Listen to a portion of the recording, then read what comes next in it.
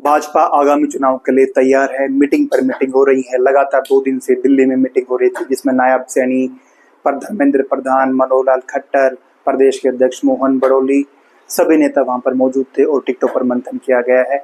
Formula भी तय किया गया है। हारे हुए को कैसे दी जाएगी, सीटिंग एमएलए को कैसे दी जाएगी, सब पर निष्कर्ष निकाला गया है। मेरिट के आधार पर टिकटें देने का तय किया गया है पार्टी आलाकमान के द्वारा।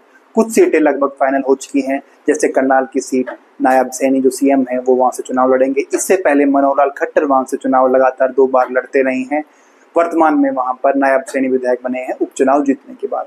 वहीं कृषि मंत्री जो पहले रहे हैं, वित्त मंत्री है जेपी दलाल, उनका लोहारू से चुनाव लड़ना तय है, वो लोहारू से चुनाव लड़ेंगे।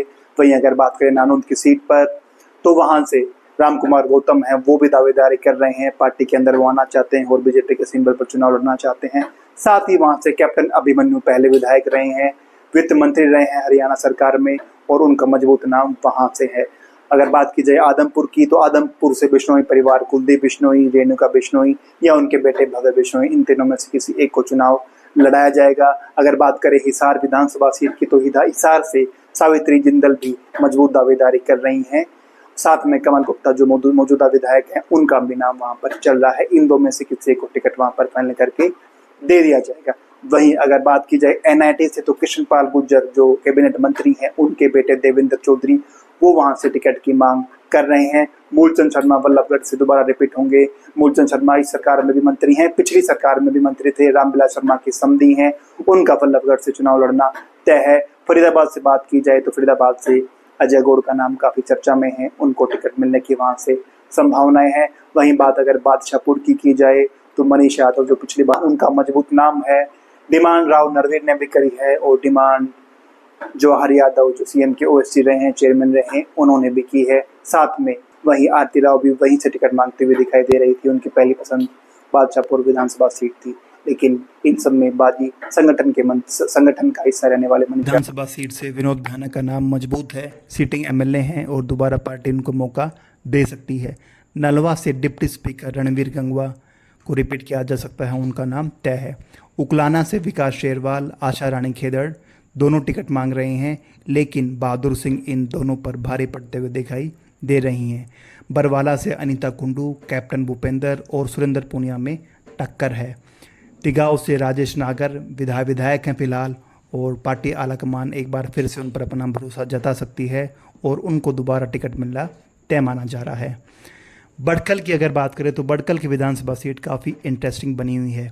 यहाँ से सीमा त्रिखा जो एजुकेशन मिनिस्टर हैं, वो टिकट मांग रही हैं, लेकिन महिला आयोग की चेयरपर्सन रेणु भाटिया यहाँ से टिकट मांग रही हैं। साथ में सीएम के मीडिया सलाहकार राजीव जेटली भी यहाँ से टिकट की दावेदारी कर रहे हैं। तो यहाँ मामला थोड़ा फंसा हुआ दिखाई दे रहा है, और अभी कहा नहीं जा सकता कि पार्टी इन चेहरों में से किसको मौका देगी, क्योंकि सभी नाम हैवी हैं। अगर बात करें फरीदाबाद शहर से, तो फरीदाबाद शहर से मैंने बताया कि अजय गौड़ का नाम चल रहा है, लेकिन उनके साथ ही नरेंद्र गुप्ता जो सिटिंग विधायक हैं और एक्स एमएलए विपुल गोयल, उनका नाम भी मजबूत है। सभी अपनी दावेदारी जता रहे हैं। पृथला की अगर बात की जाए, तो नयनपाल रावत जो निर्दलीय विधायक हैं, पार्टी उनको अब की बार अपना सिंबल दे सकती है। पलवल से अगर बात करें, तो दीपक मंगला जो सिटिंग एमएलए हैं, उनको टिकट मिलना तय माना जा रहा है। इसके अलावा युवा मोर्चा से आने वाले गौरव गौतम भी अपनी दावेदारी जता रहे हैं। गौरव गौतम अनिल जैन के पीए रहे हैं और वर्तमान में युवा मोर्चा के राष्ट्रीय टीम का हिस्सा बने हुए हैं, लेकिन टिकट में उनका नाम चल जरूर रहा, लेकिन दीपक मंगला के आगे टिकता हुआ दिखाई नहीं दे रहा है। उचाना की सीट पर एक और ट्विस्ट आता हुआ दिखाई दे रहा है। यहाँ से अभय चौटाला चुनाव लड़ सकते हैं। आपको बता दें, ओम प्रकाश चौटाला यहाँ से विधायक बनते रहे हैं, मुख्यमंत्री बने हैं, तो यह मुख्यमंत्री के लिए सीट रिजर्व रही है इनेलो की तरफ से, और फिलहाल इनेलो के मुख्यमंत्री पद के उम्मीदवार हैं अभय चौटाला। तो हो सकता है अभय चौटाला उचाना से चुनाव लड़े और दुष्यंत से उचाना की सीट छीन लें, क्योंकि दुष्यंत ने यह सीट फिलहाल जीत रखी है। और अगर राजनीतिक रूप से देखा जाए, तो उनकी जो वारिस है वो फिलहाल वो बने हुए हैं उस सीट को जीतकर, इसलिए अभय चौटाला चाहेंगे कि इस सीट को वापस इनेलो के खाते में जोड़ा जाए। इलाहाबाद के साथ साथ वो उचाना से चुनाव लड़ सकते हैं।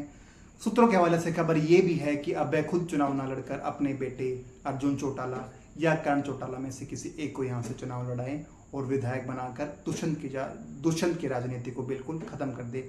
अगर उचाना किसी दुष्यंत चौटाला हार जाते हैं और इनेलो के खाते में चली जाती है, कोई भी जीते, अर्जुन जीते, कर्ण जीते या अभय जीते, तो सीधे सीधे जो विरासत है ओम प्रकाश चौटाला की वो शिफ्ट होकर सीधे सीधे अभय चौटाला के पास चली जाएगी, अगर यहाँ से वो दुष्यंत चौटाला को हराने में कामयाब हो जाते हैं।